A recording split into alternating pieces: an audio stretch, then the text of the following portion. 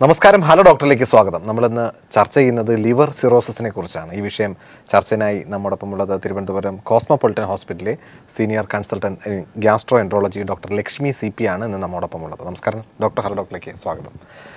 നമുക്കറിയാം, ഈ liver cirrhosis അല്ലെങ്കിൽ ലിവറിന് വരുന്ന സിറോസിസ് ആദ്യം ചോദിക്കുക മദ്യപിക്കുന്ന ആളാണോ എന്നുള്ളത് രീതിയിലാണ് എപ്പോഴും ചർച്ചകൾ മുന്നോട്ടാകുന്നത്. സ്ത്രീ ആണെങ്കിൽ കൂടിയും ചോദിക്കും ഇത് മദ്യപാനം മൂലം ഉണ്ടാകുന്നതാണോ എന്നുള്ളത്. അപ്പോൾ ഈ ലിവർ സിറോസിസ് കൂടുതലും പേര് വരുന്നത് ഈ മദ്യപാനത്തിലൂടെ ലിവർ സിറോസിസ് വരുന്നു എന്നുള്ളത് തന്നെയാണോ അർത്ഥം?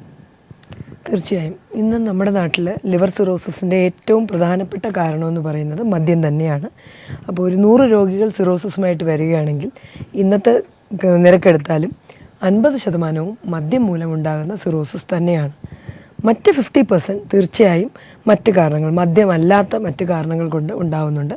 അതിൽ പ്രധാനമായിട്ടും ഹെപ്പറ്റൈറ്റിസ് B, ഹെപ്പറ്റൈറ്റിസ് C മൂലമുള്ള വൈറസ് രോഗബാധകൾ, അതുപോലെ ജനിതകമായ ചില ലിവർ ഡിസീസുകൾ, പിന്നെ വളരെയധികം നമ്മുടെ നാട്ടിൽ കൂടി വരുന്നത് ഫാറ്റി ലിവർ കൊണ്ടുണ്ടാകുന്ന ലിവർ സിറോസിസ്. അപ്പോൾ ഇതെല്ലാം കാരണങ്ങളാണെങ്കിലും ഇന്നും ഒന്നാമത്തെ കാരണക്കാരൻ മദ്യം തന്നെയാണ്. തീർച്ചയായിട്ടും. അപ്പോൾ നമുക്കറിയാം, നമ്മുടെ കേരളത്തിൽ മദ്യപാനന്മാരുടെ ഒരു വലിയ ഗ്രൂപ്പുണ്ട്. അതായത് അതിൽ ചെറിയ രീതിയിൽ മദ്യം കഴിക്കുന്നവരുമുണ്ട്, വളരെ നല്ല രീതിയിൽ തന്നെ മദ്യപിക്കുന്ന ഒരു വലിയ ഗ്രൂപ്പുണ്ട്, ചെറിയ തോതിൽ തുടങ്ങി. അപ്പോൾ ഇത്ര മദ്യത്തിന് സിറോസിസ് ഉണ്ടാകും, വളരെ കുറച്ച് കഴിച്ചാൽ സിറോസിസ് ഉണ്ടാകില്ല എന്നുള്ളൊരു ധാരണ ഇപ്പോഴും ഉണ്ട്. അതായത് ഞാൻ കഴിക്കുന്ന മദ്യം സേഫാണ് എന്നാണ് പലരും വിചാരിക്കുന്നത്. അപ്പോൾ അങ്ങനെ ഒരു സേഫ് ലിമിറ്റ് ഉണ്ടോ യഥാർത്ഥത്തിൽ ഒരു സിറോസിസ് വരാനായിട്ട്? അതോ ഓരോ വ്യക്തികൾ തമ്മിലുള്ള വ്യത്യാസമാണോ ഇതിനകത്തുണ്ടാകുന്നത്? അപ്പോൾ ലിവർ സിറോസിനെ സംബന്ധിച്ചിടത്തോളം വർഷങ്ങളായി നിൽക്കുന്ന മദ്യപാനമാണ് അതിൻ്റെ ഒരു പ്രധാന കാരണം. അപ്പോൾ 2 പ്രധാനപ്പെട്ട പ്രശ്നങ്ങളാണ് മദ്യം കൊണ്ട് ഉണ്ടാകുന്നത്. ഒന്ന് പാങ്ക്രിയാസിൻ്റെ പ്രശ്നങ്ങളും ഒന്ന് ലിവറിൻ്റെ പ്രശ്നങ്ങളും. പാങ്ക്രിയാസിൻ്റെ പ്രശ്നങ്ങളാണെങ്കിൽ കൂടിയ അളവിൽ മദ്യം കുറച്ച് നാൾ കഴിച്ചാൽ പോലും പാങ്ക്രിയാസ് പ്രശ്നങ്ങളുണ്ടാകും. എന്നാൽ ലിവർ സംബന്ധമായ പ്രശ്നങ്ങൾ കുറേ നാൾ കണ്ടിന്യൂസ് ആയി തുടർച്ചയായി മദ്യം ഉപയോഗിക്കുന്നവരിലാണ് കണ്ടുവരുന്നത്. ഇതിൽ ഒരു ഫിക്സഡ് അളവ് മുൻപൊക്കെ പല പല കണക്കുകൾ പറയാറുണ്ടെങ്കിലും ഇന്നത്തെ കാലത്ത് നമ്മൾ കണ്ടുവരുന്നത് നമ്മുടെ നാട്ടിൽ ഫാറ്റി ലിവർ വളരെയധികം കൂടുതലാണ്. അപ്പോൾ ഫാറ്റി ലിവറുള്ള, അമിതവണ്ണമുള്ള, അല്ലെങ്കിൽ ഷുഗറും പ്രഷറും ഒക്കെയുള്ള ഫാറ്റി ലിവർ നേരത്തെ ഉള്ള വ്യക്തികൾ മദ്യപിക്കുകയാണെങ്കിൽ വളരെ ചെറിയ അളവ് മദ്യം കൊണ്ട്, അത് 5-6 വർഷം മദ്യപിച്ചാൽ മതിയാകും. ചെറിയ അളവിലുള്ള, അവർ ആഴ്ചയിൽ 3-4 തവണ മദ്യപിക്കുന്നുള്ളൂ എന്ന് പറയുന്നത് കേൾക്കാം. പക്ഷെ ചെറിയ അളവായിരിക്കും, പക്ഷെ അവർക്കും ലിവർ സിറോസിസ് വന്ന് കാണുന്നു. കാരണം ഇവരുടെ ലിവർ മുൻപേ നോർമലല്ല, ഇതിൽ ഓൾറെഡി ഫാറ്റി ലിവർ ഉള്ളതാണ്. ഈ ഫാറ്റി ലിവറിന് പുറമെയാണ് മദ്യം കൊണ്ടുള്ള ലിവർ ഡാമേജ് കൂടെ വരുന്നത്. അപ്പോൾ മുൻപ് പറഞ്ഞിരുന്ന കണക്കുകൾ, അതായത് മുൻപ് പല പുസ്തകങ്ങൾ ഇത്ര 20 ഗ്രാം അല്ലെങ്കിൽ 30 ഗ്രാമിൽ കൂടുതൽ ദിവസവും ഉപയോഗിക്കുന്നവരിലാണ് ഇത് വരുന്നതെന്നല്ല. പക്ഷേ ആ കണക്കുകൾ ഇന്ന് മാറിക്കൊണ്ടിരിക്കുകയാണ്. ഫാറ്റി ലിവർ ഈ പിക്ചറിനെ മൊത്തമായിട്ട് മാറ്റിയിരിക്കുകയാണ്. തീർച്ചയായിട്ടും. നമുക്കറിയാം, നമ്മളെല്ലാവരും ഒരു ഡോക്ടറെ പോയി കാണുക, നമുക്ക് സ്വയം ചികിത്സിച്ചാൽ പറ്റില്ലെങ്കിലും വളരെ ബുദ്ധിമുട്ടാണെങ്കിൽ മാത്രമേ ഒരു ഡോക്ടറുടെ മുന്നിലേക്ക് നമ്മൾ പോയി പറയാറുള്ളൂ. എനിക്ക് ഇന്നൊരു ബുദ്ധിമുട്ടുണ്ട്. നമ്മളിപ്പോൾ ഒരു വയറിന് തന്നെ എന്തെങ്കിലും ഒരു ബുദ്ധിമുട്ട് വന്നു കഴിഞ്ഞാലും വീട്ടിൽ തന്നെ ചൂട് വെള്ളമൊക്കെ കുടിച്ച് നോക്കും. അതിലും ബുദ്ധിമുട്ട് മാറി 2 ദിവസം വെയിറ്റ് ചെയ്ത് നോക്കിയിട്ടേ ഒരു ഡോക്ടറുടെ അടുത്തേക്ക് പോകുള്ളൂ. പലപ്പോഴും ലിവർ സിറോസിസ് പോലെയുള്ള പ്രശ്നങ്ങൾ ഈ പേഷ്യൻറ്റിന് യാതൊരുവിധ ബുദ്ധിമുട്ടുകളും ഉണ്ടാക്കാറില്ല, അത് മുന്നോട്ട് പോകുന്നു. പലപ്പോഴും പല പേഷ്യൻസും പറഞ്ഞിട്ടുണ്ട്, ഞാൻ കഴിഞ്ഞ ഒരു 3 മാസം മുമ്പ് എൻ്റെ LFT പോലെയുള്ള ലിവർ ഫംഗ്ഷൻ ടെസ്റ്റ് ചെയ്ത് നോക്കിയാണ്, അന്നും വളരെ നോർമലായിട്ട് കണ്ടതാണ്. ഇതിന് മുമ്പും 3 കൊല്ലം മുമ്പൊക്കെ ചെറിയ മെഡിക്കൽ എക്സാമിനേഷന് പോയി അൾട്രാസൗണ്ട് ചെയ്ത് നോക്കിയാൽ അന്നും വലിയ പ്രത്യേകിച്ച് ബുദ്ധിമുട്ടുകളൊന്നും കണ്ടില്ല. പക്ഷേ ഇപ്പോൾ ലിവർ വളരെ ഡാമേജ്ഡ് ആണ് എന്നാണ് ഡോക്ടർ പറയുന്നത്. ഇതെങ്ങനെ വിശ്വസിക്കും എന്നുള്ളതാണ് പറയുന്നത്. തീർച്ചയായും ഗ്യാസ്ട്രോളജിസ്റ്റിൽ ദിവസവും കാണുന്ന ഒരു പ്രതിഭാസമാണിത്.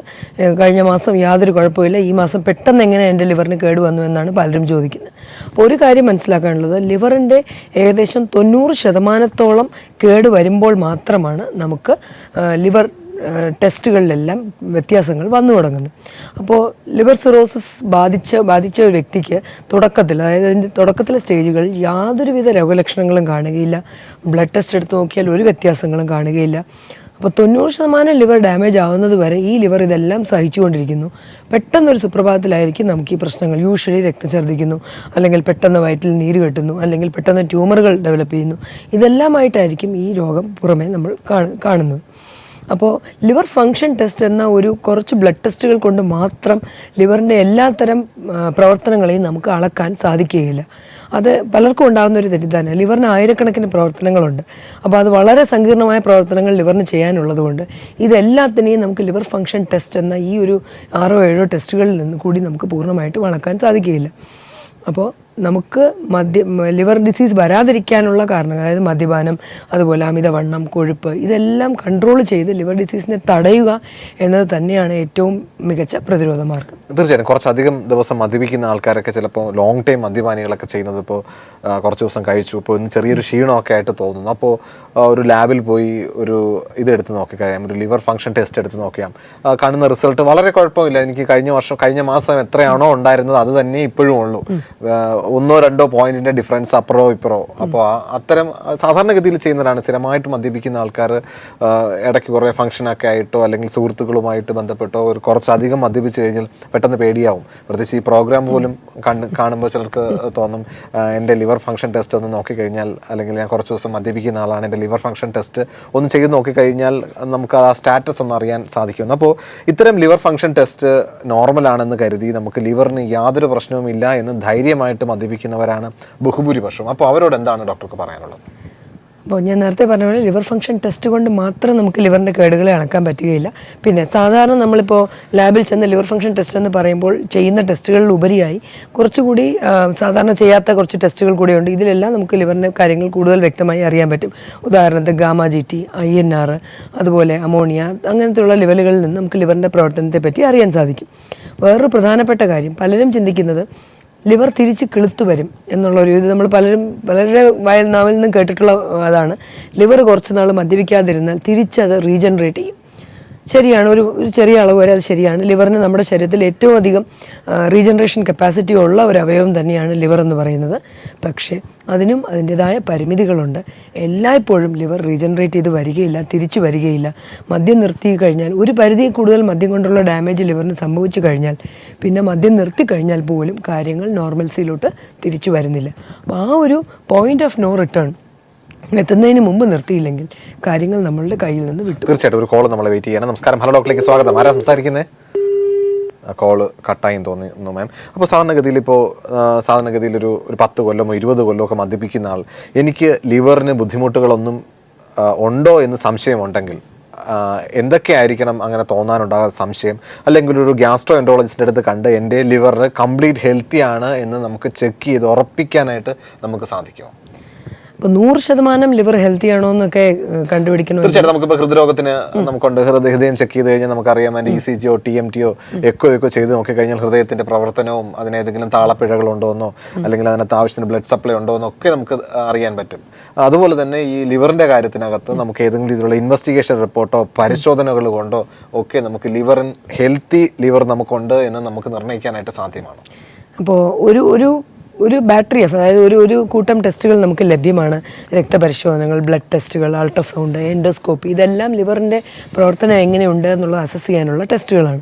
അപ്പോൾ ലിവറിൻ്റെ പ്രവർത്തനത്തിന് വ്യത്യാസങ്ങൾ വരുമ്പോഴത്തേക്കും ലിവർ സിറോസിസ് തുടങ്ങുമ്പോൾ നമ്മുടെ അന്നനാളത്തിലുള്ള ഞരമ്പുകൾ വിങ്ങി തുടങ്ങുന്നു. അപ്പോൾ അതെല്ലാം നമുക്കിപ്പോൾ അന്നനാളത്തിലെ ഞരമ്പുകൾ വിങ്ങിക്കഴിഞ്ഞാൽ ലിവർ ഡിസീസ് ഉണ്ടെന്നുള്ളത് 100% ഉറപ്പാണ്. അതുപോലെ സ്കാനിങ്ങിൽ വ്യത്യാസങ്ങൾ കണ്ടു തുടങ്ങുന്നു, രക്തപരിശോധനകളിൽ വ്യത്യാസം കണ്ടു തുടങ്ങുന്നു. അപ്പോൾ ഇതെല്ലാം ഒരു കൂട്ടം ടെസ്റ്റുകളുണ്ടെങ്കിലും നേരത്തെ പറഞ്ഞ പോലെ ലിവറിൻ്റെ പ്രവർത്തനം വളരെ വളരെ സങ്കീർണമാണ്. മറ്റ് അവയവങ്ങളെക്കാൾ കൂടുതൽ, ഇപ്പോൾ ഒരു കിഡ്നിക്കാണെങ്കിൽ ഒരു ശരീരത്തിലെ വേസ്റ്റ് കളയുക എന്നുള്ള ഒരൊറ്റ പ്രവർത്തനം മാത്രമേ ഉള്ളൂ.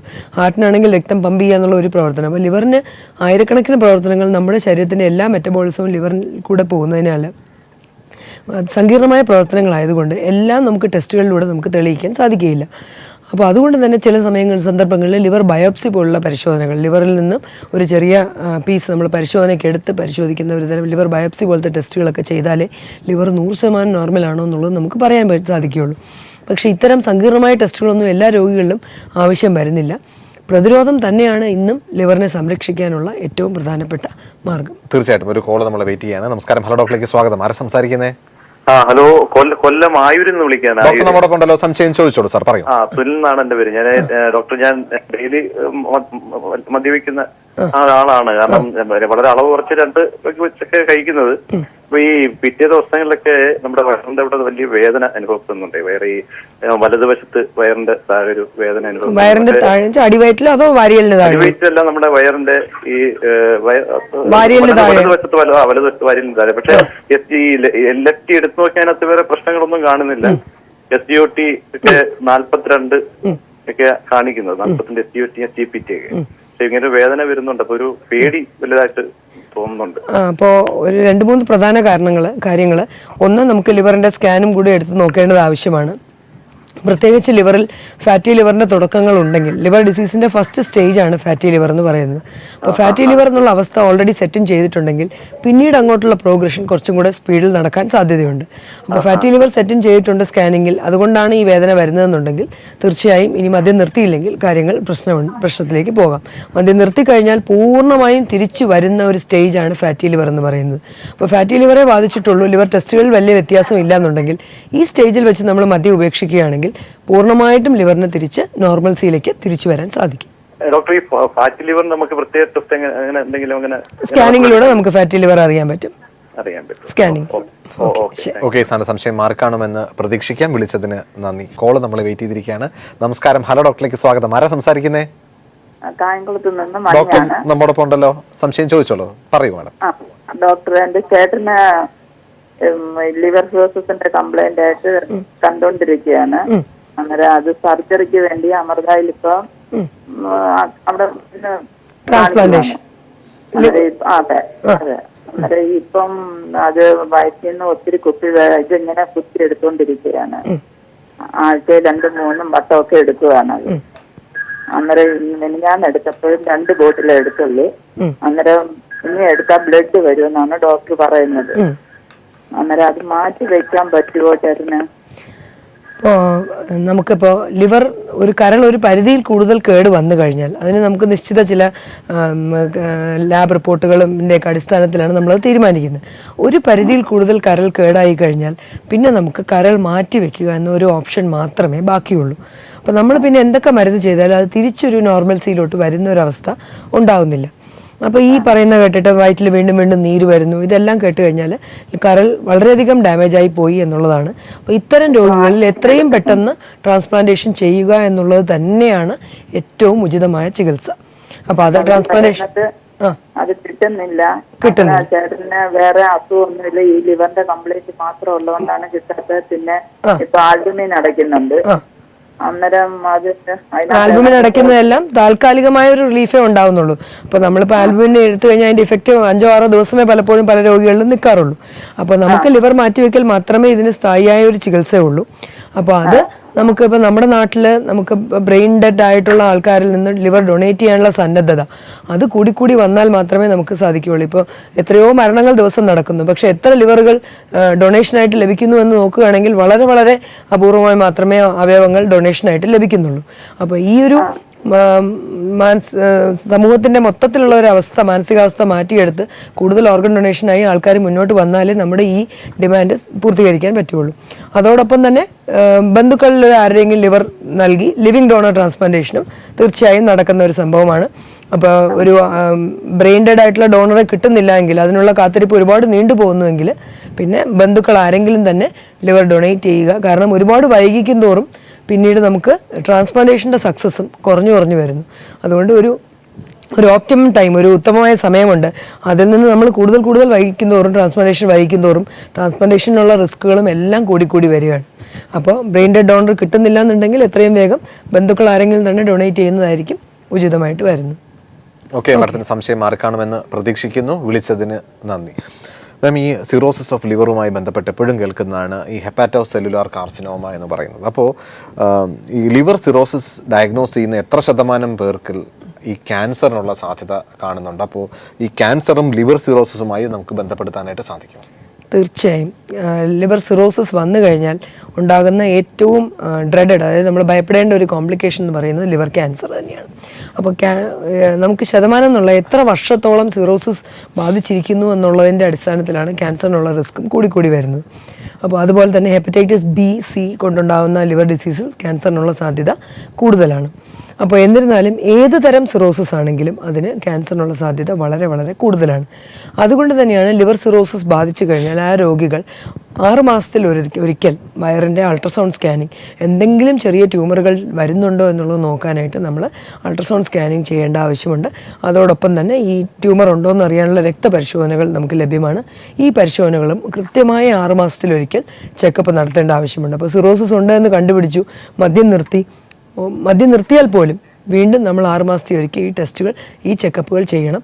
കാരണം ട്യൂമറുകൾ വളരെ ചെറിയ സൈസ്, അതായത് പ്രിഫറബിളി 2 സെൻറ്റിമീറ്റർ മുതൽ 5 സെൻറ്റിമീറ്ററിനുള്ളിലുള്ള സൈസിൽ നമ്മൾ ട്യൂമറുകൾ കണ്ടുപിടിക്കുകയാണെങ്കിൽ നമുക്കിതിനെ ചികിത്സിക്കാൻ സാധിക്കും. വലിയ സൈസിൽ 5 സെൻറ്റിമീറ്ററിന് മേലെ സൈസിൽ ട്യൂമറുകൾ വന്നു കഴിഞ്ഞാൽ പിന്നെ അവയുടെ ചികിത്സ വളരെ ബുദ്ധിമുട്ടാണ്. ലിവർ ട്രാൻസ്പ്ലാന്റേഷൻ പോലും ചെയ്യാൻ പറ്റാത്തൊരവസ്ഥയിലേക്ക് പലപ്പോഴും രോഗി പെട്ടെന്ന് കടന്നു പോകാറുണ്ട്. അതുകൊണ്ട് ലിവർ സിറോസിസിൻ്റെ ഏറ്റവും ഭയപ്പെടേണ്ട കോംപ്ലിക്കേഷൻ തന്നെയാണ് ലിവർ ക്യാൻസർ. ലിവർ സിറോസിസ് ഉള്ള വ്യക്തി വീണ്ടും മദ്യപിക്കുക, ഇതെല്ലാം ലിവർ ക്യാൻസർ ഉണ്ടാകാനുള്ള സാധ്യത വർദ്ധിപ്പിക്കുന്ന അവസ്ഥകളാണ്. തീർച്ചയായിട്ടും ഒരു കോൾ നമ്മൾ വെയിറ്റ് ചെയ്യാണ്. നമസ്കാരം, ഹലോ ഡോക്ടറിലേക്ക് സ്വാഗതം. ആരാ വിളിക്കുന്നത്? ഹലോ ഹലോ ഡോക്ടർ, പള്ളുരുത്തിയിൽ നിന്ന് വിമലയാണ്. ഡോക്ടർ നമ്മോടൊപ്പം ഉണ്ടല്ലോ, സംശയം ചോദിച്ചോളൂ മാഡം, പറയൂ. പറഞ്ഞോളൂ മാഡം. പറഞ്ഞോളൂ. ഹലോ ഡോക്ടർ, പറയൂ. അതെ, എന്റെ ഹസ്ബൻഡിന് 6 മാസം മുമ്പ് മഞ്ഞപ്പിത്തം വന്നതാണ്. ലിവർ ഫംഗ്ഷൻ ടെസ്റ്റ് നടത്തിയപ്പോഴാണ് അറിഞ്ഞത് മഞ്ഞപ്പിത്തം ഉണ്ടെന്ന്. ഇപ്പൊ വീണ്ടും മഞ്ഞപ്പിത്തം ഉണ്ടെന്ന് അറിഞ്ഞേ. മദ്യപിക്കുന്ന സ്വഭാവം ഉണ്ടോ പുള്ളിക്ക്? നേരത്തെ മദ്യപിക്കുന്ന സ്വഭാവം ഉണ്ടായിരുന്നു. ഇപ്പൊ അത് 6 മാസം മുമ്പ് വന്നേ പിന്നെ നിർത്തി വെച്ചിരിക്കുകയാണ്. അപ്പൊ 2 കാരണങ്ങൾ കൊണ്ട് ഇങ്ങനെ വരാം. ഒന്ന്, ലിവർ ഫംഗ്ഷനിൽ മഞ്ഞ മാത്രം, രക്തത്തിൽ മഞ്ഞയുടെ അളവ് മാത്രം അല്പം 2-3 പോയിന്റ് ഉണ്ടെങ്കിൽ SGPT SGOT എന്നുള്ള ടെസ്റ്റുകൾ നോർമൽ ആണെങ്കിൽ അതിനെ കൂടുതൽ ഭയപ്പെടേണ്ട കാര്യമില്ല. പിന്നെ മറ്റൊരു പ്രധാനപ്പെട്ട വിഷയം, ഓൾറെഡി ലിവർ സിറോസിസ് വല്ലതും വന്നിട്ടുണ്ടോ എന്നുള്ളതാണ് നോക്കേണ്ടത്. അപ്പോൾ അത് നിങ്ങൾ ഏറ്റവും അടുത്തുള്ള ഡോക്ടറെ, ഗാസ്ട്രോൻട്രോളജിസ്റ്റിനെ കാണിച്ച് ലിവർ സിറോസിസ് വല്ലതും വന്നിട്ടുണ്ടോ, അതുകൊണ്ടാണോ ഈ മഞ്ഞപ്പിത്തം മാറാതെ നിൽക്കുന്നത് എന്നുള്ളതാണ് നമ്മൾ തീർച്ചപ്പെടുത്തേണ്ടത്. അപ്പോൾ സിറോസിസ് ഒന്നും വന്നിട്ടില്ല, SGOT SGPT നോർമലാണ്, മഞ്ഞയുടെ അളവ് മാത്രം വളരെ ചെറുതായിട്ട് ചെറിയ വേരിയേഷനിൽ ഇരിക്കുകയാണെങ്കിൽ അതിനെ ഭയപ്പെടേണ്ട കാര്യമില്ല. ഈ സിറോസിസ് ഉണ്ടോ എന്നുള്ളതൊക്കെ നമ്മളൊരു ഡോക്ടറെ കാണിച്ച് തന്നെ തീർച്ചപ്പെടുത്തേണ്ട കാര്യങ്ങളാണ്. ഇപ്പൊ ഞങ്ങളെ ഒരു ഡോക്ടറെ കണ്ടിട്ടുണ്ട്. അപ്പൊ ആ ഡോക്ടർ പിന്നെ ഈ ലിവർ ഫംഗ്ഷൻ ടെസ്റ്റ് നടത്തിയായിരുന്നു. ഇപ്പൊ വീണ്ടും നടത്തിയിട്ട് പിന്നെ 2 ആഴ്ചത്തേക്ക് മരുന്ന് തന്ന് 2 ആഴ്ച കഴിഞ്ഞ് സ്കാനിങ് എടുക്കാന്നാ പറഞ്ഞത്. അപ്പൊ ആ സ്കാനിങ്ങിൽ നമുക്ക് വ്യക്തമാവുള്ളൂ. സ്കാനിങ് തീർച്ചയായും എടുക്കുക, അതിൽ നമുക്ക് വ്യക്തമാകും ലിവറിൽ എന്തെങ്കിലും പഴകിയ കേടുകൾ ഉണ്ടോ എന്നുള്ളത്. സിറോസിസ് ഉണ്ടോ എന്ന് സ്കാനിങ്ങിലേ നമുക്ക് വ്യക്തമാവുകയുള്ളൂ. ഓക്കെ, മാഡത്തിന്റെ സംശയം മാറിക്കാണുമെന്ന് പ്രതീക്ഷിക്കുന്നു. വിളിച്ചതിന് നന്ദി. സ്ത്രീകളിൽ കാണുന്ന ഈ ലിവർ സിറോസിന് എന്താണ് യഥാർത്ഥത്തിൽ മുഖ്യ കാരണം? നമുക്ക് പുരുഷന്മാരിൽ ഡോക്ടർ നേരത്തെ പറഞ്ഞ പോലെ മദ്യപാനത്തിന് വലിയൊരു സ്ഥാനമുള്ളപ്പോൾ തന്നെ സ്ത്രീകളിലും ഈ ലിവർ സിറോസിസ് ഇപ്പോൾ കൂടുതലായിട്ട് കണ്ടുവരുന്നു. അതിനെന്താണ് മുഖ്യമായിട്ടുള്ള കാരണങ്ങൾ? സ്ത്രീകളിൽ നമ്മുടെ നാട്ടിലിപ്പോൾ കൂടുതലായിട്ടും കണ്ടുവരുന്നത് ഫാറ്റി ലിവർ റിലേറ്റഡ് സിറോസിസ് തന്നെയാണ്. അപ്പോൾ സ്ത്രീകളിൽ ഇപ്പോൾ അമിതവണ്ണം വളരെ വളരെ കൂടുതലാണ്. ഈവൻ പുരുഷന്മാരെക്കാളും കുറച്ചുകൂടെ കൂടുതലായിട്ട് തന്നെ സ്ത്രീകളിൽ അമിതവണ്ണം, വ്യായാമമില്ലായ്മ ഇതെല്ലാം വരുന്നുണ്ട്. അപ്പോൾ അമിതവണ്ണം കൊണ്ടുണ്ടാകുന്ന ഫാറ്റി ലിവർ കൊണ്ടുണ്ടാകുന്ന സിറോസിസ് ഇത് വളരെ കോമണായി കണ്ടുവരുന്നു. അതോടൊപ്പം തന്നെ ഹെപ്പറ്റൈറ്റിസ് ബി സി എന്നുള്ള വൈറസ് രോഗങ്ങൾ കൊണ്ടുണ്ടാകുന്ന സിറോസിസ്, ഓട്ടോ ഇമ്മ്യൂൺ, അതായത് ശരീരത്തിലെ രക്തത്തിലെ ചില കമ്പോണൻറ്റുകൾ ലിവറിനെതിരെ പ്രതികരിച്ചുണ്ടാകുന്ന ഓട്ടോ ഇമ്മ്യൂൺ ലിവർ ഡിസീസസ്, ഇതെല്ലാമാണ് സ്ത്രീകളിൽ കണ്ടുവരുന്നത്. വളരെ അപൂർവമായി ഒരു വർഷത്തിൽ 1 എന്ന തോതിലെങ്കിലും ഒരു മദ്യപാനം കൊണ്ടുള്ള സിറോസിസും സ്ത്രീകളിൽ ഈയിടെയായിട്ട് കണ്ടുവരുന്നുണ്ട്. തീർച്ചയായും വളരെ അപൂർവമാണ്, എന്നാലും കണ്ടുവരുന്നുണ്ട്. തീർച്ചയായിട്ടും. അതുപോലെ തന്നെ നമ്മുടെ സമൂഹത്തിൽ ഈ ഹെപ്പറ്റൈറ്റിസ് ബി സി പോലെയുള്ള ഇൻഫെക്ഷൻ എത്രത്തോളം ഉണ്ട്? നമുക്കറിയാം, ഇപ്പോൾ ബിക്ക് വാക്സിനേഷൻ നമുക്ക് വന്നിട്ടുണ്ട് എങ്കിൽ കൂടിയും സി എത്രത്തോളം ഇത്തരം സിറോസിസിലേക്ക് എത്തിക്കുന്നതിൽ സിക്ക് എത്രത്തോളം പങ്കുണ്ട്? അപ്പോൾ നമ്മുടെ ജനറൽ പോപ്പുലേഷൻ എടുക്കുകയാണെങ്കിൽ 2 മുതൽ 3% വരെ ആൾക്കാരിൽ ഹെപ്പറ്റൈറ്റിസ് ബിയുടെയും സിയുടെയും അണുബാധ ഉണ്ടായിരിക്കുന്നതാണ് കണക്കാക്കപ്പെടുന്നത്. അപ്പോൾ ഇതിലെല്ലാവർക്കും ലിവർ സിറോസിസ് വരികയില്ല. ഒരു 100 പേർക്ക് ഹെപ്പറ്റൈറ്റിസ് ബി ഉണ്ടെങ്കിൽ അതിൽ വളരെ 20-30% പേർക്കായിരിക്കും സിറോസിസിലോട്ട് കാര്യങ്ങൾ പോകുന്നത്. അപ്പോൾ തീർച്ചയായിട്ടും ഹെപ്പറ്റൈറ്റിസ് ബിയും ഹെപ്പറ്റൈറ്റിസ് സിയും എന്തൊരു ലിവർ ഡിസീസ് ബാധിച്ച് മദ്യപിക്കുന്ന വ്യക്തിയാണെങ്കിൽ പോലും ലിവർ ഡിസീസ് ബാധിച്ച് വരികയാണെങ്കിൽ നമ്മൾ തീർച്ചയായിട്ടും ഹെപ്പറ്റൈറ്റിസ് ബിയുടെയും സിയുടെയും ടെസ്റ്റുകൾ ചെയ്ത് നോക്കണം. അപ്പോൾ ഇത് ഓൾറെഡി ബാധിച്ചിട്ടില്ല, ഹെപ്പറ്റൈറ്റിസ് ബിയും സിയും നെഗറ്റീവ് ആണെങ്കിൽ ബിക്കെതിരെയുള്ള പ്രതിരോധ കുത്തിവയ്പ്പ് നമ്മൾ ഇത്തരക്കാർക്ക് കൊടുക്കാറുണ്ട്. കോൾ നമ്മളെ വെയിറ്റ് ചെയ്തിരിക്കുകയാണ്. നമസ്കാരം, ഹലോ ഡോക്ടറിലേക്ക് സ്വാഗതം. ആരാ വിളിക്കുന്നത്? ഹലോ, ആരാ സംസാരിക്കുന്നത്? കോള് കട്ടായും തോന്നുന്നു മാം. ഈ ലിവർ സിറോസിസുമായി ബന്ധപ്പെട്ട് അവസാന വാക്കാണ് പലപ്പോഴും ഇതിന് ട്രാൻസ്പ്ലാന്റ് വേണ്ടി വരും എന്ന് പറയുന്നത്. അപ്പോൾ ലിവർ സിറോസിസിനൊരു ഏറ്റവും അവസാനത്തെ ട്രീറ്റ്മെൻ്റ് ആണോ യഥാർത്ഥത്തിൽ ട്രാൻസ്പ്ലാന്റ്? എത്രത്തോളം ആൾക്കാർ ട്രാൻസ്പ്ലാന്റിന് ലിവർ ലഭിക്കാതെ നമ്മുടെ കേരളത്തിൽ കഷ്ടപ്പെടുന്നുണ്ട്? തീർച്ചയായും ലിവർ സിറോസിനെ സംബന്ധിച്ചിടത്തോളം ട്രാൻസ്പ്ലാന്റേഷൻ തന്നെയാണ് പലപ്പോഴും ദ ലാസ്റ്റ് വേർഡ് എന്നുള്ള രീതിയിൽ കണക്കാക്കപ്പെടുന്നത്. അപ്പോൾ ലിവർ സിറോസിസ് ഒരിക്കൽ നമ്മൾ കണ്ടുപിടിച്ച് കഴിഞ്ഞാൽ എന്തെങ്കിലും ഒരു നാൾ ഈ പേഷ്യൻ്റ് ട്രാൻസ്പ്ലാന്റേഷനിലോട്ട് പോകേണ്ടി വന്നേക്കാം എന്ന ഒരു മുന്നറിയിപ്പ് നമ്മളെപ്പോഴും പേഷ്യൻ്റ് തുടക്കത്തിലേ കൊടുക്കാറുണ്ട്. ഒരു കണക്കിന് പറയുകയാണെങ്കിൽ മദ്യം കൊണ്ടുള്ള സിറോസിസ് ആണെങ്കിൽ തുടക്കത്തിലെ ലിവർ സിറോസിസിൻ്റെ വളരെ തുടക്കത്തിലെ സ്റ്റേജുകളിൽ തന്നെ മദ്യം നിർത്തുകയാണെങ്കിൽ ട്രാൻസ്പ്ലാന്റിലേക്ക് പോകേണ്ട ഒരു അവസ്ഥ പലപ്പോഴും ഉണ്ടാവാറില്ല. നമുക്ക് കുറച്ച് വർഷം മരുന്നുകളൊക്കെ ചെയ്ത് കഴിയുമ്പോഴത്തേക്കും ലിവറിന് ഒരുപാട് ഒരു നോർമൽസി വരാറുണ്ട്. അതേപോലെ തന്നെ ഹെപ്പറ്റൈറ്റിസ് ബി, സി മൂലമുള്ള സിറോസിസുകളിൽ വളരെ തുടക്കത്തിലെ തന്നെ നമ്മൾ വൈറസിനെതിരെയുള്ള മരുന്നുകളൊക്കെ കൊടുത്തു കഴിഞ്ഞാൽ നമുക്ക് അതിൻ്റെ സിറോസിസ് കൂടുതൽ മോശമാവുന്നതിനെ പറ്റി നമുക്ക് തടയാൻ പറ്റും. എന്നാൽ ഫാറ്റി ലിവർ പോലുള്ള അവസ്ഥകൾ കൊണ്ടുള്ള സിറോസിസിന് ഒരു മരുന്ന് കൊടുത്ത് പ്രതിവിധി എന്നുള്ളത് പലപ്പോഴും നടക്കുന്നില്ല. അപ്പോൾ മരുന്നുകളെല്ലാം കൊടുത്തിട്ടും ലിവറിൻ്റെ പ്രവർത്തനം മോശമായി വരികയാണെങ്കിൽ ട്രാൻസ്പ്ലാന്റേഷൻ തന്നെയാണ് പലപ്പോഴും രോഗികൾക്ക് ഒരു ലാസ്റ്റ് റിസോർട്ട്. അപ്പോൾ അതിൽ 2-3 കാര്യങ്ങളുണ്ട്. ലാസ്റ്റ് റിസോർട്ട് എന്ന് പറയുമ്പോൾ നമുക്ക് ശരീരത്തിൽ ഇപ്പോൾ ആരോഗ്യം വളരെയധികം മോശമായി വളരെയധികം ഇൻഫെക്ഷനുകളൊക്കെ വന്ന് കിഡ്നിക്ക് കേട് തുടങ്ങുക, അങ്ങനെ ഒരുപാട് കോംപ്ലിക്കേഷൻസ് ഡെവലപ്പ് ചെയ്ത് കഴിഞ്ഞാൽ ട്രാൻസ്പ്ലാന്റിൻ്റെ സക്സസ്സും കുറഞ്ഞു വരുന്നു എന്നുള്ളതാണ് മനസ്സിലാക്കേണ്ട ഒരു കാര്യം. അപ്പോൾ സിറോസിസ് രോഗികൾക്ക് മെൽഡ് സ്കോർ എന്ന ഒരു സ്കോറിങ്ങിൻ്റെ സിസ്റ്റത്തിൻ്റെ അടിസ്ഥാനത്തിലാണ് ട്രാൻസ്പ്ലാന്റേഷൻ വേണമോ വേണ്ടയോ എന്നുള്ള തീരുമാനങ്ങൾ എടുക്കുന്നത്. അപ്പോൾ ഈ സ്കോറിംഗ് സിസ്റ്റം ഒരു പരിധി വിടുമ്പോൾ, അതേപോലെ തന്നെ ഒരു ചെറിയ ട്യൂമർ ഡെവലപ്പ് ചെയ്യുമ്പോൾ, ഇതെല്ലാം വരുമ്പോഴാണ് നമ്മൾ ട്രാൻസ്പ്ലാന്റിന് വേണ്ടിയിട്ട് ലിസ്റ്റ് ചെയ്യുന്നത്. ട്രാൻസ്പ്ലാന്റിന് വേണ്ടി ലിസ്റ്റ് ചെയ്ത് കഴിഞ്ഞാൽ അവയവങ്ങളുടെ ലഭ്യത അതൊരു വളരെ പ്രധാനപ്പെട്ട ഘടകമാണ്. നമ്മുടെ നാട്ടിൽ ഇപ്പോൾ ഈയിടെയായി അവയവങ്ങളുടെ ലഭ്യത വളരെ കുറവാണ്. അതുകൊണ്ട് തന്നെ പലപ്പോഴും ലിവിങ് ഡോണർ ബന്ധുക്കളിൽ ആരെങ്കിലും ലിവർ നൽകേണ്ട ഒരു അവസ്ഥ വന്നുവിടാറുണ്ട്. തീർച്ചയായിട്ടും ഡോക്ടർ തിരക്കേറിയ സമയം പീപ്പിൾ ടിവിയോട് സഹകരിക്കുകയും നമ്മുടെ പ്രേക്ഷകർക്ക് വേണ്ടിയിട്ട് ലിവർ സിറോസിസിനെ കുറിച്ച് വളരെ ലളിതമായി തന്നെ പറഞ്ഞു തന്നതിൽ ഇനിയൊരു അവസരത്തിൽ തീർച്ചയായിട്ടും വീണ്ടും കാണാം. ഇനി നിങ്ങളുടെ അഭിപ്രായങ്ങളും നിർദ്ദേശവും ഞങ്ങൾ എഴുതി അറിയിക്കാൻ മറക്കരുത്. അറിയിക്കേണ്ട വിലാസം hello doctor people Malayalam communications limited, Kaili towers, Palayam, Thiruvananthapuram 34. നിങ്ങൾക്ക് ഇമെയിൽ ചെയ്യാം hello@peopletv.in എന്ന വിലാസത്തിലും. പുതിയൊരു വിഷയവുമായി നാളെ വീണ്ടും കാണാം. നന്ദി, നമസ്കാരം.